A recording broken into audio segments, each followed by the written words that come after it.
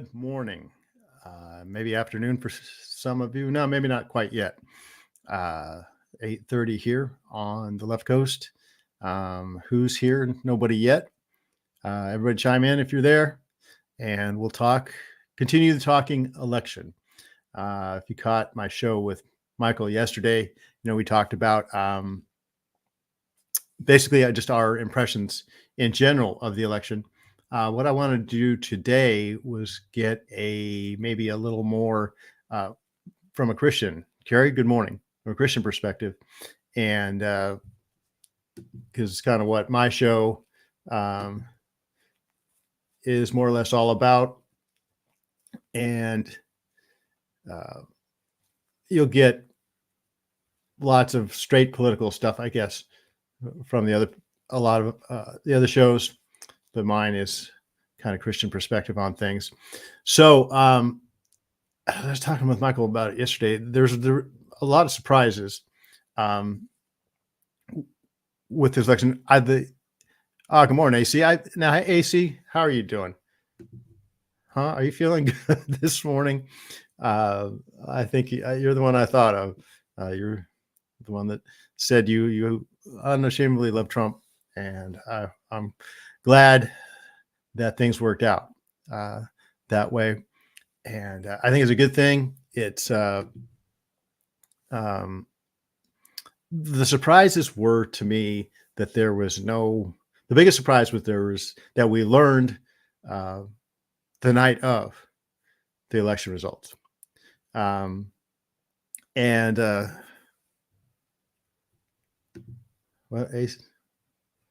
Chloe, we got to keep moving money. Okay. Not sure what that means, Chloe, but glad you're here. Move some money my way if you can. But I'm not gonna. I guess I'll give you my bank account number offline.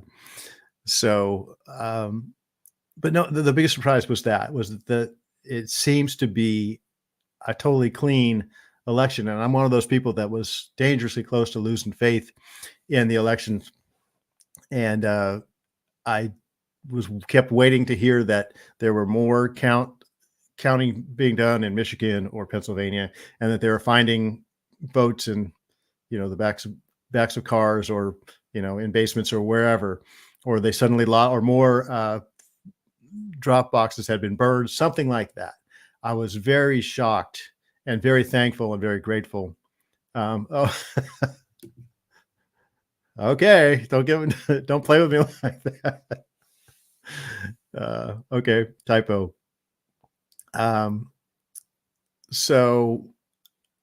But that was a big surprise to me, how clean it was, and that gave me a lot of faith. That was, to me, as good a feeling as Trump winning, and I think we all needed that. We all needed a good dose of confidence in our election system, and even the people that lost, even the liberal side of things, the Harris camp, nobody's screaming that. I haven't heard it anyways. Now, if you guys have heard it, let me know. But I haven't heard that anybody is questioning any of the counting, that anything improper was going on. So for that, I'm very thankful to God for that, because after the last few of these, I just developed a really bad feeling about things. I think, again, I guess these are more or less my secular thoughts out of the way. Something happened earlier in the primary campaigns, and I think the leadership of the Republican Party is different now, and I think that made a big difference. I remember Vivek Ramaswamy, during one of the debates, called out Ronna McDaniel in the audience and said, "Are you going to resign now? Because we're coming off of the 2022 elections where there's supposed to be a red wave. There wasn't." And he called out the leadership of the Republican Party. And eventually McDaniel was out and new leadership came in. I don't know who the new leadership of the party is, but I think they did the job this time. And when Trump, in his speech, I noticed he called up a couple people. I didn't know, a man and a woman, that I don't know who, they must have been his campaign managers. But she didn't want to speak, and the other gentleman just said a few words. But so I think that is another factor. And I think AC, good. We learned our lessons then, didn't we? What was this? Something is wrong. The whiners on the View said we need to be nice. Did they say that really, Carrie? I don't know. I've seen different snippets of the View having various levels of meltdowns. But I'm about done. I don't know about you guys. I'm about done with the View. Maybe this will be the final thing that that causes them to go away. Causes them to see the rest of the country and viewerships to see just how irrelevant that whole crowd is. So as far as secular thoughts, that's about it. There was a meeting at Mar-a-Lago for what? What was the meeting for? Chloe, I'd like to know that. Oh, Laura Trump is Republican. Oh, okay. I did not know that. Did not know that. Well, she did a good job. But the Rhino moderate Republican crowd has to be gone. They either need to go over to the Democratic side, or they need to get with the program and be good soldiers in the Republican side. But I don't think they're going to do that. I think they're going to, if any shenanigans come up now for the inauguration or the Electoral College vote and the transfer, I'm hoping that the Rhino crowd doesn't participate in that, but I think they will. I think they've made their choice. They made their deal with the devil, right? I was talking to Michael about Jon Stewart grilling Tim Walz before the election, saying, well, how could you take Dick Cheney and Liz Cheney in to your camp? Don't you know who these people are? They're the ones that got us involved in all these wars. And Tim Walz said, oh, don't worry, we won't take that part of their advice. We'll just, and Jon Stewart's like, do you promise? Because he didn't believe him. So they've gone over to the establishment side. Well, they were on the establishment side, but now the establishment side is pretty much the Democratic Party or maybe independent. Either way, they're irrelevant. The Rhino crowd at this point is pretty much irrelevant. The View crowd, the Rhino crowd, all that. Yes. So Carrie, Baskin said they're not letting him take office. We're not done yet. Yeah. And Michael and I were talking about that yesterday. What's coming? What's ahead? There's going to be trouble. That they're going to make it very difficult to have a smooth transition. But hey, if anybody can handle it, it's Trump and his team. I mean, how impressive can that be? 8 years ago, I just voted for Trump because I thought I didn't want Hillary. And I thought Trump would burn everything down. And I just thought, now's the time to burn it down before it gets too far. And I didn't think he'd be a very good president. And I thought he was a very good president the first time. And with all the mistakes he made, and that hopefully he's corrected, and as smart as he is, he's going to correct it. I think he's going to be a great president going forward, but with a lot of resistance and there's going to be more and more trouble. And I think we're going to have to deal in our families and our schools and our churches and our jobs. We're going to have to deal with a lot of mentally and emotionally distressed people who are probably going to lash out if they find out you're a Trump supporter or a Christian or or Jew or any of the people that went for Trump, which was pretty much every demographic you could think of. And that leads me into what I want to talk about, a faith response to this. Faith had a lot to do with this election, especially in the swing states. And I heard something on Fox News when they were doing their analysis, and Michigan surprised me. Michigan last time, I don't know if you saw in Michigan in 2020, there was videos of the Republican vote counters being locked out.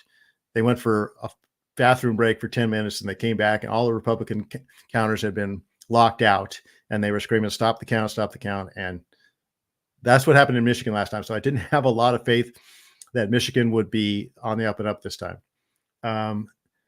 And when the Harris camp picked Tim Walz over Shapiro, the Jewish guy from Pennsylvania, it was widely speculated, probably was true, that they did that so they wouldn't offend the Muslims. They thought they had the Muslim vote in Michigan in their camp, and they didn't want to blow it. Well, it turns out that the key to Michigan was Dearborn, where the largest Muslim population in the country is. The very people that they didn't want to offend by picking a Jewish candidate ended up going for Trump. And I think there was some Green Party candidate that kind of split the vote on the other side. And in the exit polling from Fox News, this is what the reporter from Fox News said, was it was social issues that did it for the Muslims. The trans issue and all the things that are happening with our children and the marriage issue and all that kind of stuff is what turned them off of the Democratic ticket. It had nothing to do with Harris. I'm sure some of it was the war in Israel, but the thing that turned them was the social issues. And they mentioned, what they concluded on Fox is, Democrats have got to realize that any faith group, anybody with a devout faith, is going to be more conservative. And they way overplayed their hands with all of their social engineering and all these radical things that are happening with our families, in schools and in businesses. All these alternatives to traditional religious family values, let's say, are what cost them Michigan. And I think we're at a crossroads here as Christians on how to respond to this. And I've said this many times before, and you guys probably know this. The Christian leadership in the last, I would even go back 30, 40 years, but for sure in the last 20 years, has been abysmal when it comes to culture and politics. We have surrendered so much ground. We have compromised so much that 20 years ago, you would have never thought there won't be multicolored flags hanging in our churches. Back then, it was just, are we going to be welcoming church? Are we going to welcome in those who, have a different orientation? Let's say, I'm trying to be careful of what I say to not get demonetized, but you guys know what I'm talking about. You would never have dreamed back then, especially during the whole marriage debate, that there would be those kind of flags hanging. Now, if you told anybody that, they say, "Come on, it's not like we're going to surrender to this ideology or to this worldview. We're just going to include these people, bring them in as they are, affirm who they are, and bring them to faith." Well, that didn't happen. They came in. They didn't want affirmation. They wanted to change. They wanted to take over. And that's what they've done. And like I've said before, those flags hanging in those churches are flags of conquest. They are now in charge. And their worldview has pushed out the Christian worldview. So that's on the mainline denominational side. On the evangelical, and I'm not sure about the evangelical reform side, we're not going to talk about these things. We're not going to discuss them from the pulpit. We're just going to give you vague guidelines, and we're going to talk in cryptic terms that you'll understand. You'll get the message, and then you'll go out and you'll vote accordingly. But we're not going to emphasize politics at all. So now we have a situation where we have an entire population, especially our younger people who have been brought up with these ideas through school and through social media.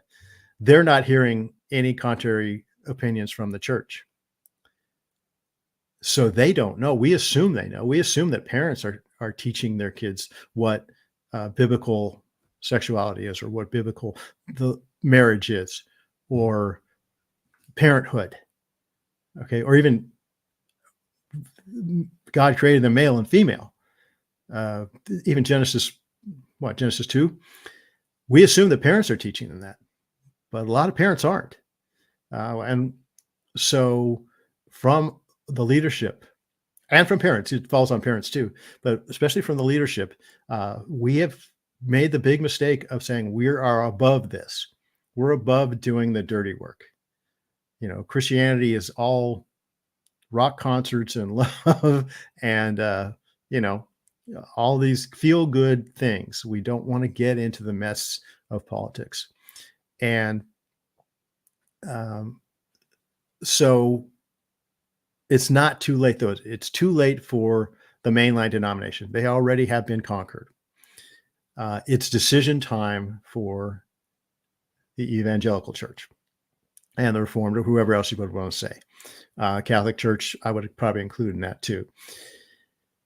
We are not at the situation of the mainline denominations quite yet. We can turn this around.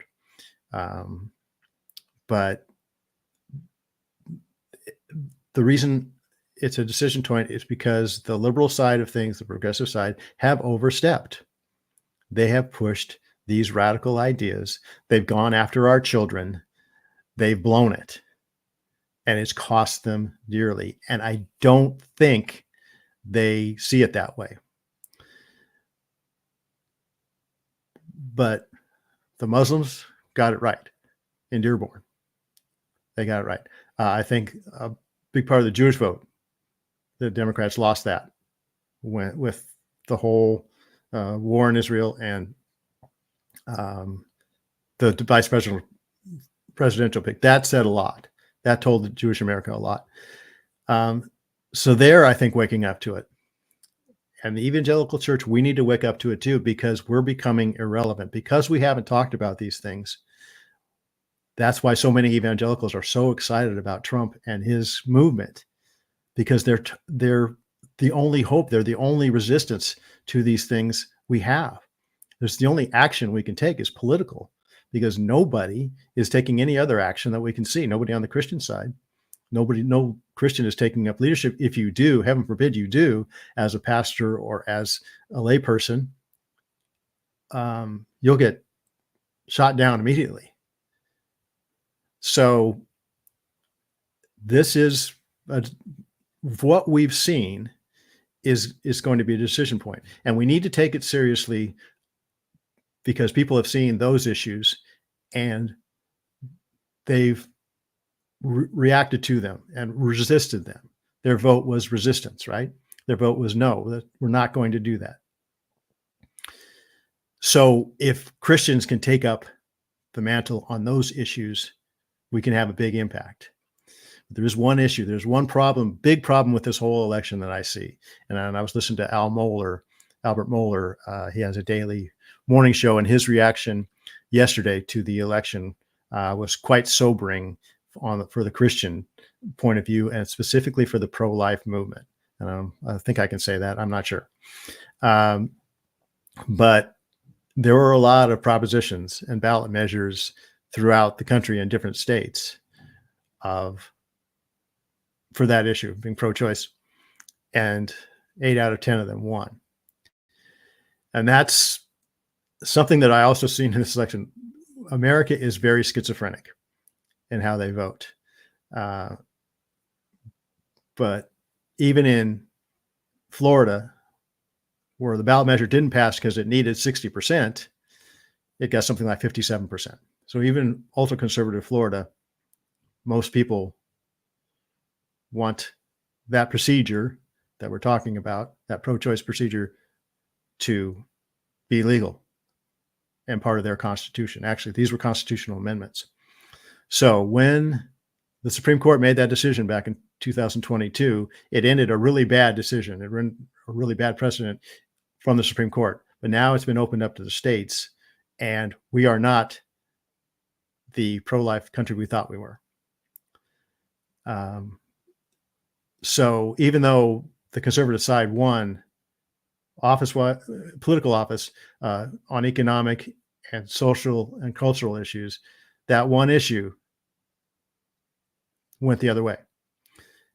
And the reason I say schizophrenic is I'm going to give you a California report, okay, California story of how things went here. Let's talk about schizophrenic. Okay, ultra leftist, ultra liberal California, where I live and Michael lives. Super liberal, as far as liberal as you can get, state Senate and Assembly, governor, all our major offices are way left, and all those officers won big. Okay, the Senate and the Assembly are still massively blue, only tiny pockets of red in California.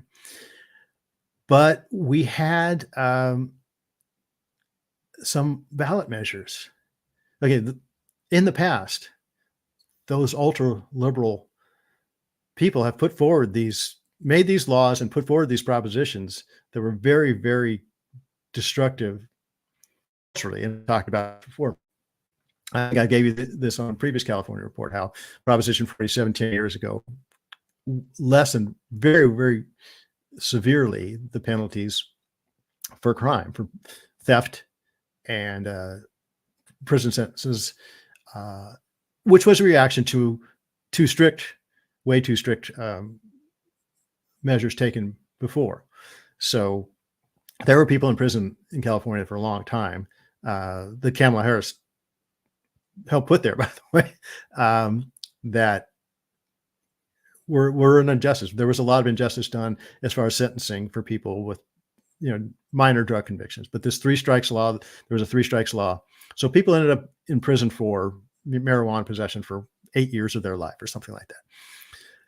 So about 10 years ago, they said, we need to reduce the penalties for these kinds of things, or petty theft, drug possession, petty theft, that kind of thing. Well, as you've seen, and as we've talked about here, it created a disaster. It's just been a disaster. And so there was this Proposition 36, I think it was, yes, that sought to reverse that 10 years ago, that proposition from 10 years ago, and it got 70%.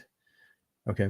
So this very, very anti-crime proposition got 70% of the vote. Yet the people that made those laws that it overturned or put forward that proposition and have been soft on crime got 65% of the vote. So California is very schizophrenic. The citizens, I saw in headlines, this election showed that the citizens of California are much more conservative than the people they elect. Now, chew on that for a while. If you guys have any, thoughts on that, let me know. But that's kind of the way it went. There was a few of those things. Rent control was another one. Rent control is a very liberal idea. It's been put on the ballot here so many times, and it's been defeated by not even close margins, 60-40 at least. Rent control goes down. And yet, we have such a liberal mindset on public housing and things like this. So I'm sensing we call it schizophrenic, but there's a disconnect between how people vote and how they live their lives. And I think that's another connection we can make as Christians, as people of faith. But it's going to take leadership. Captain Silva, hello. You have an interesting comment here. Do you think pastors don't talk about these issues because of fear or because they don't know how to address these issues? It might go further. It might go further into leadership than just the pastors. It might be seminaries that don't teach these things. I think it's more fear, honestly. Just from my interaction with pastors and asking them why these things aren't talked about, it's not that they don't know. It's that they're like, no, we're not going to get into that. My old pastor from my previous church said, he actually was going more progressive, especially during that time when everybody was at home, right? And said, no, I'm taking the church this way. He goes, I agree with, and he said, Joel, I agree with you, but I have a board and I have there are, as if I didn't know that there are lots of other liberal people in the congregation that don't agree with you. Well, so you're going their way, you're not going my way. So you are choosing a side. They think they can be, again, it's this idea that they think they can be above it all. And the last observation I wanted to make, and this has to do with this, we can no longer say, oh, both parties are the same. That's always been a thing I've heard from Christian people. It doesn't matter. Both parties are the same. They all do, both parties do this or both parties do that. There's no difference.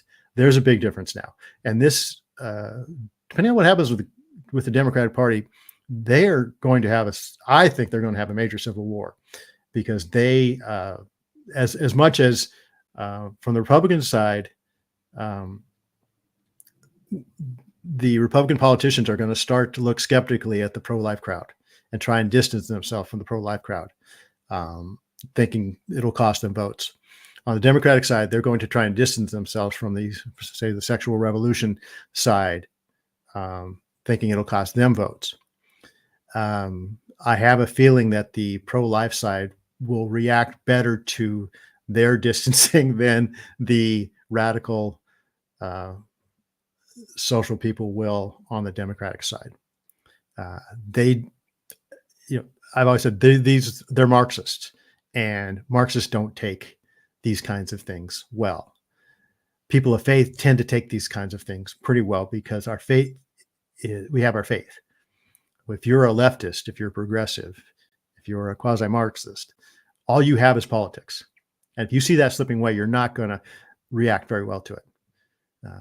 So there's going to be a lot of mental and emotional turmoil on the left side of the aisle now.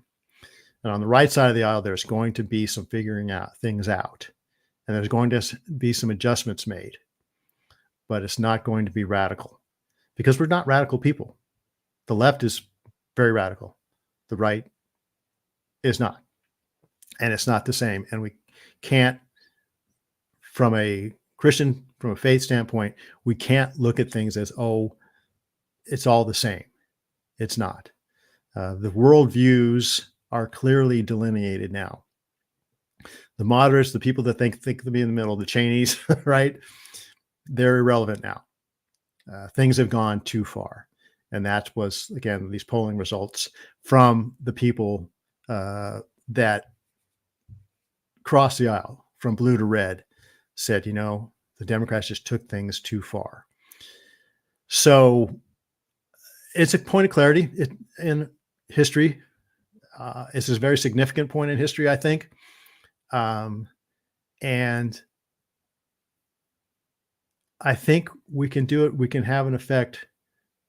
But as Christians, we need to abandon this idea that we're somehow above the dirty work, doing the dirty work. If Christ is Lord of everything. He's Lord of the music. He's Lord of the preaching. He's Lord of the politics. He's Lord of the unpleasant things. He's Lord of sickness. He's Lord of all these other things. The economy, he's Lord of everything. And we've been keeping him out of politics. If you caught my podcast a couple of weeks ago, 30, 40 million people, Christians, didn't vote, or they weren't going to vote. And if that's the case, if still 30 million Christians didn't vote, can you imagine what it would have happened if they did vote? We probably wouldn't have lost all those state referendums on the pro-life side. So those are my thoughts. Thanks for the amens. I hope it made sense. Again, big point in American history, big point, I think, in the history of the church. And hopefully we all see it. So God bless everyone. We'll see you probably tomorrow with Ben and Michael. Take care.